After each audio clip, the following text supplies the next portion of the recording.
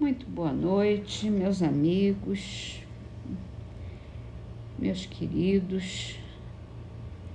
Já estou de volta e vamos retomar as nossas leituras, nossas preces.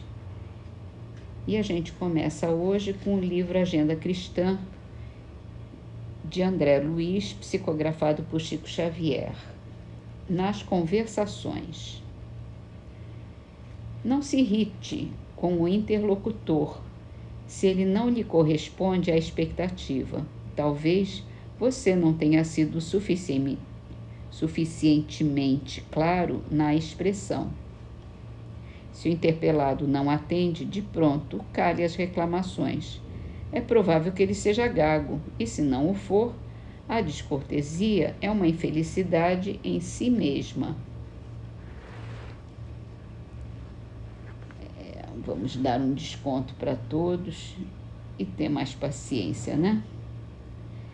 No Livro dos Espíritos, nós estamos retomando o capítulo das penas e gozos terrestres, onde a gente está falando sobre o suicídio.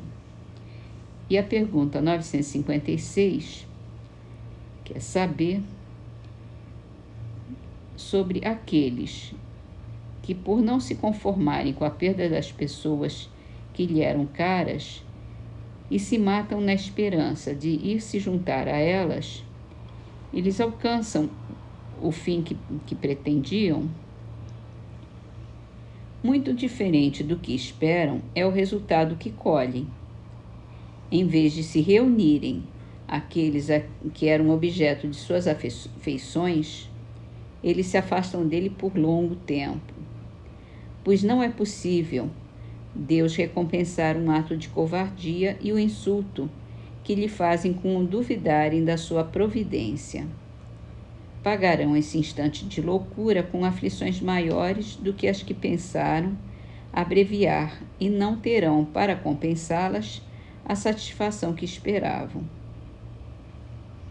Eu diria mais, que Deus deixa por conta da consciência de cada um, e a consciência mostra que que esse ato impensado foi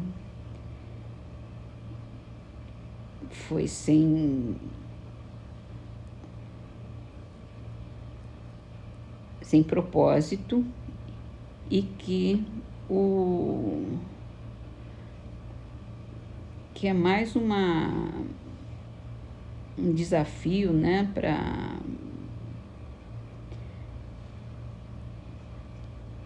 das pessoas que não se conformam com o que acontece, e Deus sabe o que está fazendo, então não é a gente que tem que sair tirando a própria vida. Então a nossa própria consciência é que vai demonstrar como é difícil isso, e qualquer ato de violência contra si mesmo é uma coisa que vai durar muito tempo no perispírito até passar, certo? Vamos então para o livro A Gênese, onde nós estamos estudando os fluidos, o fluido cósmico universal, e o item de hoje é manifestações físicas e mediunidade.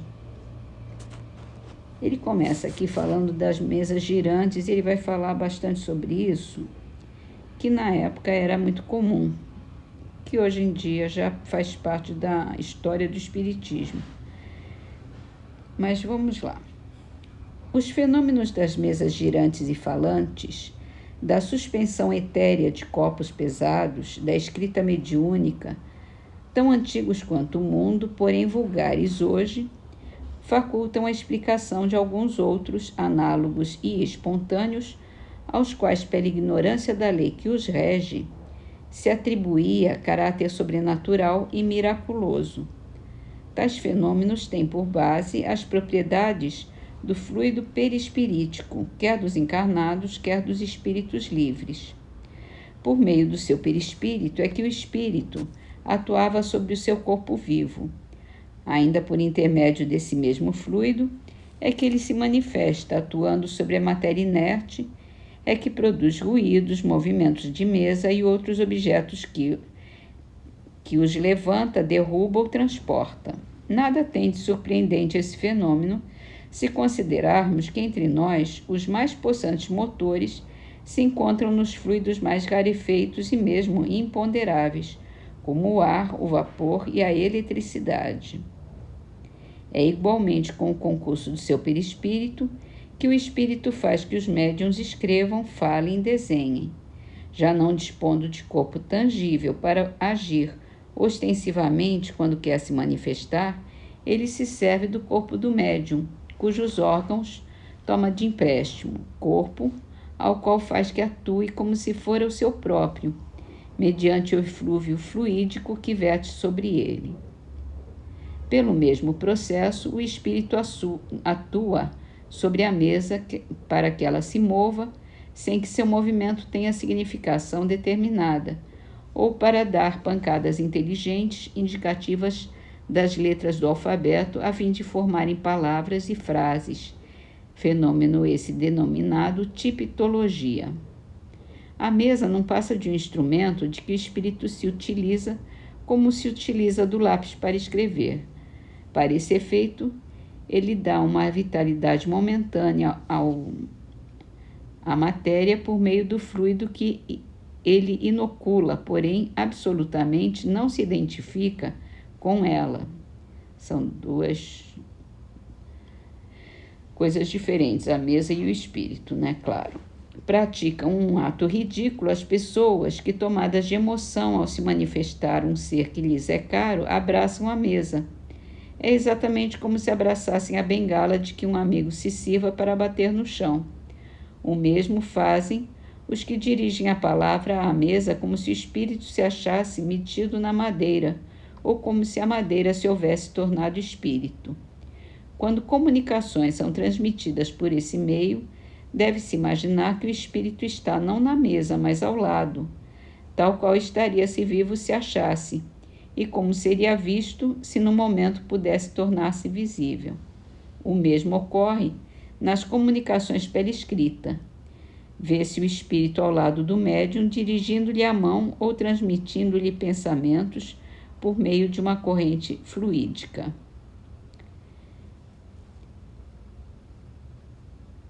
Quando a mesa se destaca do solo e flutua no espaço sem ponto de apoio, o espírito não a ergue com a força de um braço. Envolve-a e penetra-a de uma espécie de atmosfera fluídica que neutraliza o efeito da gravidade, como faz o ar com os balões e papagaios. É a pipa, né? O fluido que se infiltra na mesa lhe dá momentaneamente maior leveza específica.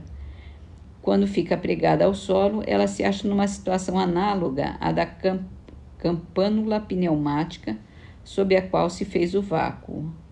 Não há aqui mais que simples comparações destinadas a mostrar a analogia dos efeitos e não a semelhança absoluta das causas.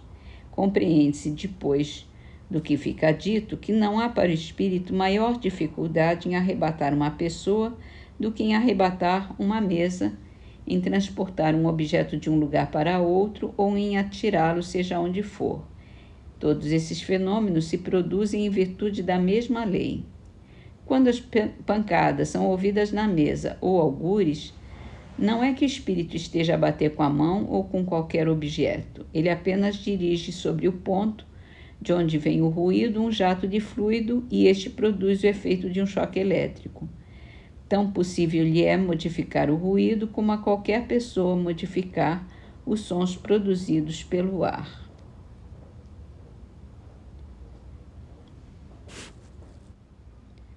Mas esses fenômenos realmente já não são tão comuns. O que a gente vê e presencia nos centros espíritas são comunicações mediúnicas de incorporação ou de vidência, de audição. Então, psicografia também. Mas ele está explicando como é que acontece essas coisas, né? Isso a gente vai continuar na próxima. Então, muito bem-vindos a todos e amanhã a gente volta.